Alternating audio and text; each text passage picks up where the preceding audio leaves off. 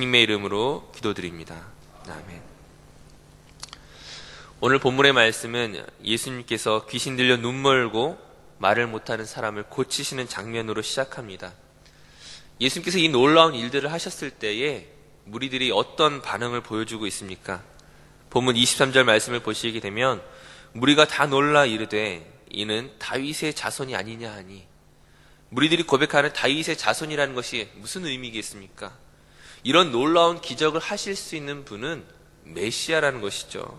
하나님께서 보내기로 예언하셨던 메시아가 아니고서 어찌 이런 기적들을 행할 수 있겠느냐, 그들의 고백이 다윗의 자손이라고 나타나는 것입니다. 하지만 이러한 무리들의 고백과 다르게 그곳에 모여 있었던 바리새인들은 어떤 반응들을 보여주고 있습니까? 우리 24절 말씀을 한번 같이 읽도록 하겠습니다. 본문 24절 말씀 함께 읽습니다. 바리새인들은 듣고 이르되 이가 귀신의 왕 바알세불을 힘입지 않고는 귀신을 쫓아내지 못하느니라 하거늘. 지금 바리새인들은 예수님께서 행하신 기적을 보면서 오히려 예수님께서 귀신의 힘을 빌려서 하는 것이라는 말도 안 되는 어거지를 쓰고 있는 것이죠. 오히려 어거지를 쓰면서 예수님을 배척하는 장면입니다. 이에 대해서 예수님께서 그들의 생각을 아시고 사탄이 사탄을 쫓아내는, 스스로의 나라를 무너뜨리는 그런 일들을 하겠느냐며 그들을 꾸짖고 또한 강한 경고를 하십니다. 이제 그 경고의 내용이 무엇입니까? 우리 이어서 31절과 32절 말씀을 한번 같이 읽도록 하겠습니다. 31절, 32절 말씀입니다.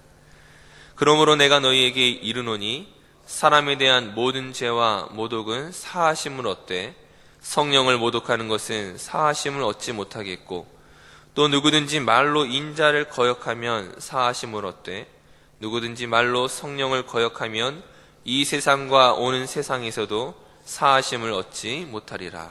아멘. 지금 예수님께서 바리새인들의 행위가 어떤 것이라고 말씀하십니까? 성령을 모독하며 거스르는 것이라고 말씀하시죠.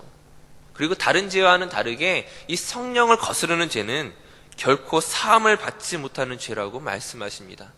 굉장히 강력한 경고이죠. 다시금 사함을 받지 못하는 죄, 이 세상과 다시 오는 세상 가운데서 결코 용서받지 못하는 심판받는 죄가 어떤 죄입니까? 만약 이런 죄의 목록이 있다면 우리가 그 죄에 대해서 더 근심하고 아마 민감하게 반응해야 할 것입니다. 하지만 우리가 오해하지 말아야 할 것이, 이 성령 회방죄라는 것에 대해서 나 자신이 이에 걸리지 않을까 너무 민감하게 반응하지 않았으면 좋겠습니다. 신경 쓰지 말라는 것이 아니라 지금 어떤 율법적 행위적인 기준을 가지고서 바리새인이 그 율법의 조항을 만들었던 것처럼 무엇은 지켜야 되고 무엇은 지키지 않아도 되고 이런 식이 아니라는 것이죠. 예수님께서 어떤 의도 가운데 이토록 강력하게 말씀하셨는지를 우리가 살펴봐야만 됩니다. 예수님의 말씀을 보게 되면은 약간 특이한 점이 한 가지 있습니다. 앞서 읽었던 31절에서 예수님께서는 사람에 대한 죄와 그리고 성령을 모독하는 죄에 대해서 구분하셨죠. 그리고 32절에서 다시금 강조하시면서 인자를 거역하는 죄와 성령을 거역하는 죄를 다시금 구분하십니다. 즉 사람에 대한 죄와 그리고 인자, 곧 예수님에 대해서 반대하는 죄와 동일시하였다는 것이죠. 이것이 상당히 이상한 것입니다. 예수님을 반대하는 죄를 성령을 거스르는 죄와 동일시해야 되는 것이 아닙니까? 우리는 삼위일체 하나님을 믿습니다. 예수님은 반대하고 성령님은 반대하면 안 되는 이런 식이 아니라는 것이죠. 삼위 중에 어떤 분에게는 반대를 해도 사함을 받고 어떤 분에게는 반대하거나 회방하면 사함을 받을 수 없다는 것이 이상한 일이 아니겠습니까?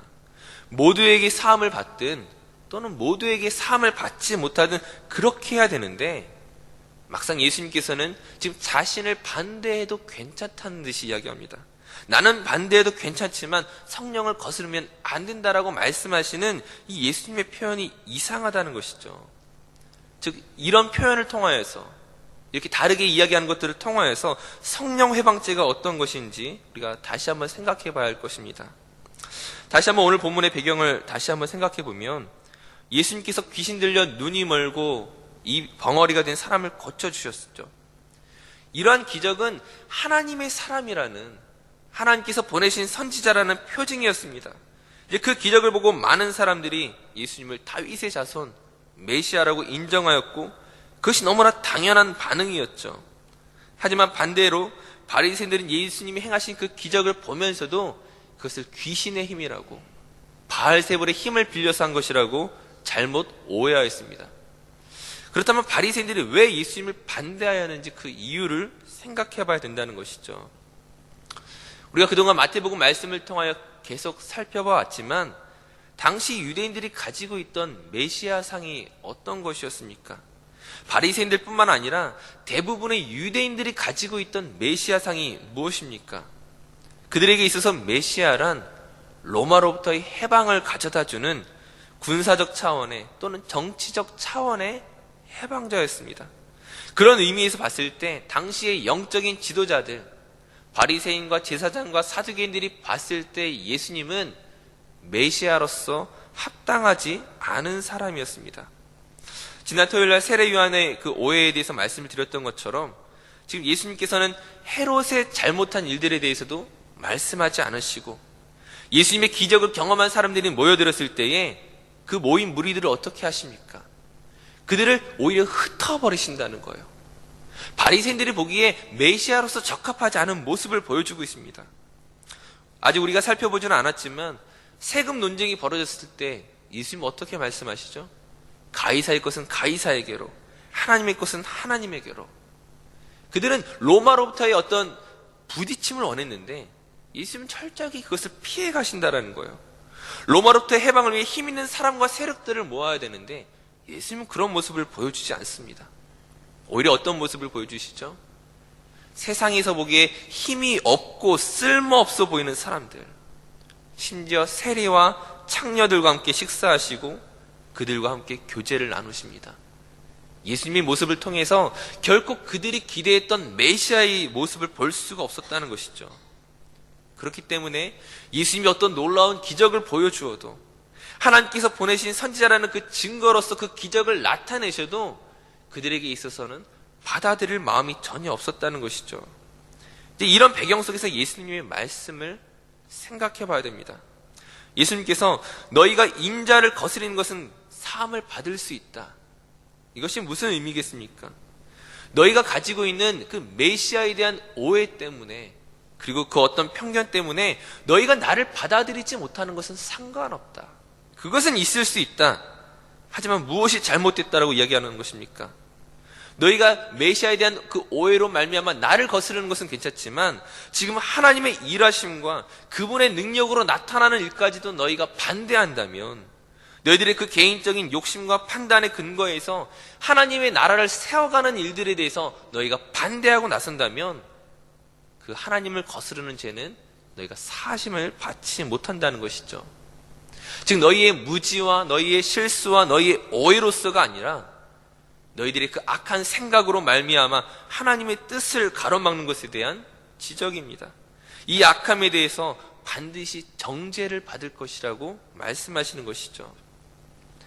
이제 그 예수님의 의도를 가지고서 오늘 우리 자신을 봐야 된다는 것입니다. 우리를 향한 하나님의 그 경고와 오늘 우리를 향한 우리가 어떻게 살아가야 할 것인지에 대한 예수님의 말씀을 우리가 생각해 봐야 되는 것입니다. 예수 그리스도를 믿은 지 얼마 되지 않아서, 내가 성경을 잘 몰라서 오늘 우리에게 주어진 인생을 어떻게 살아가는 것이 하나님의 뜻인지를 만족시키는 방법을 잘 몰라서 우리가 실수할 수 있죠. 말씀대로 살아가기보다는 여전히 우리에게 익숙한 습관과 관습과 문화와 그 전통의 모습을 반복할 수가 있습니다. 이처럼 하나님을 향한 우리의 지식과 우리의 수준이 모자른 것은 하나님이 용서하실 수 있지만, 하나님이 이해하시겠지만, 하나님의 뜻을 분명히 알면서도, 오늘 나를 향한 하나님의 그 계획과 명하심이 어떤 것인지 알면서도 나의 욕심과 나의 자랑과 나의 인간적인 생각으로 말미암아 하나님의 뜻을 반대하고 나선다면 그것은 굉장히 위험한 일이 될 수 있다는 것이죠. 물론 우리는 그 하나님의 뜻을 온전히 이해하게 되는 데에 시간이 필요합니다. 하나님의 뜻을 분명히 알아가는 데 있어서 분명히 많은 시간이 필요할 수 있지만, 그러나 우리가 다시 한번 생각해 봐야 할 것은, 오늘 우리가 믿음으로 자라가는 데 있어서의 결정적인 것은 나에게 근거한 것이 아니라 하나님에게 근거한 것이죠. 하나님의 간섭과 하나님의 개입하심과 내게 베푸신 능력으로 말미암아 우리의 믿음이 자라갈 것입니다. 거기에 마땅한 반응을 보여줘야 된다는 것이죠. 예를 들면 창세기를 보게 되면 아브라함이 하나님의 약속을 신뢰하지 않고 첩 하갈을 통하여 이스마엘을 낳았습니다. 성경을 보시게 되면 아브라함이 이스마엘을 낳고 난 뒤에 하나님이 언제 등장하시느냐? 13년이 지난 아브라함이 99세가 되었을 때였습니다. 하나님이 아브라함에게 나타나셔서 처음에 하시는 말씀이 나는 전능한 하나님이다. 나는 엘샤다이 하나님이다. 왜 너희가 전능한 하나님을 믿지 않느냐? 왜 하나님의 약속을 신뢰하지 않느냐? 자기의 뜻대로 행하는, 하나님을 온전히 알지 못하고 무지함으로 행했다는 그 아브라함의 실수를 지적하시죠. 그러면서 내가 전능한 하나님이심을 증명하겠다라고 말씀하시고 이제 아브라함이 1년 뒤에 아들 이삭을 낳게 되었습니다.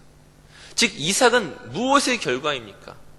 아브라함의 어떤 능력과 아브라함의 어떤 믿음에 근거한 것이 아니라 하나님의 은혜와 하나님의 그 긍휼하심 가운데 베푸신 결과물이었죠. 많은 이들이 오해하는 것 중에 하나가 이제 아브라함이 그 아들 이삭을 하나님께 제물로 바친 것이 아브라함의 특별한 믿음이라고 생각하지만 사실은 하나님의 능력과 은혜를 경험한 사람들의 당연한 반응입니다. 만약 오늘 저와 여러분이 그때 그 순간 그 자리에 있었다면 오늘 우리가 마땅히 보여야 할 반응이라는 거예요.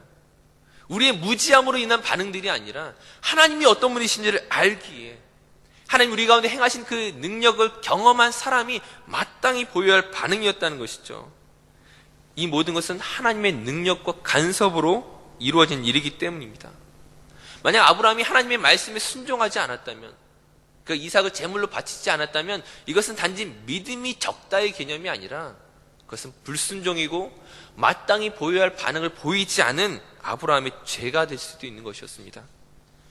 또 하나의 예가 무엇이냐면은 출애굽한 이스라엘 백성들이 이제 가나안 땅이 정탐꾼을 보내었을 때에 10명의 정탐꾼이 부정적인 보고를 하죠. 이스라엘 백성들이 하나님과 모세를 원망할 때에 왜 하나님께서 그토록 분노하시고 그 이스라엘 백성들을 40년 동안이나 그 광야에서 헤매다 죽게 만드십니까?